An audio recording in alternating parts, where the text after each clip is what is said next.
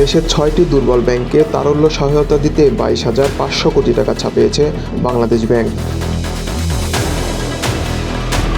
বৃহস্পতিবার ২৮ নভেম্বর মতিঝিলে বাংলাদেশ ব্যাংকের প্রধান কার্যালয়ে দেশের আর্থিক খাতের সমসাময়িক ইস্যু নিয়ে সাংবাদিকদের সঙ্গে আলাপকালে governor doctor Ahsan H Mansur এ তথ্য জানান। গভর্নর বলেন, তারল্য সংকটে ভুগতে থাকা দুর্বল ব্যাংকগুলোকে সহায়তা করতে ঋণ দিচ্ছে সবল ব্যাংকগুলো। পাশাপাশি কেন্দ্রীয় ব্যাংক ২২,৫০০ কোটি টাকা ছাপিয়ে ৬টি ব্যাংকে তারল্য সহায়তা দিয়েছে। টাকা ছাপানোর সিদ্ধান্ত থেকে সাময়িক সরে এসে এ সহায়তা দেওয়া হয়। ডক্টর আহসান এইচ মনসুর বলেন, বন্ড ছাড়ার মাধ্যমে এসব টাকা তুলে নেব। আমাদের টাইট পলিসি থাকবে, এক হাতে দেব, অন্য হাতে তুলে নেব। এতে বাজারেও অস্থিরতা তৈরি হবে না।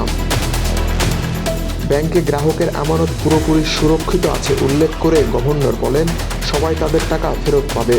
কোনো ব্যাংকে তারল্য সংকট দেখা দিলে বাংলাদেশ ব্যাংক তাদের পাশে দাঁড়াবে। এছাড়াও গভর্নর বলেন, ১ ডিসেম্বর থেকে ব্যাংকে অনেক পরিবর্তন পাবে গ্রাহকরা।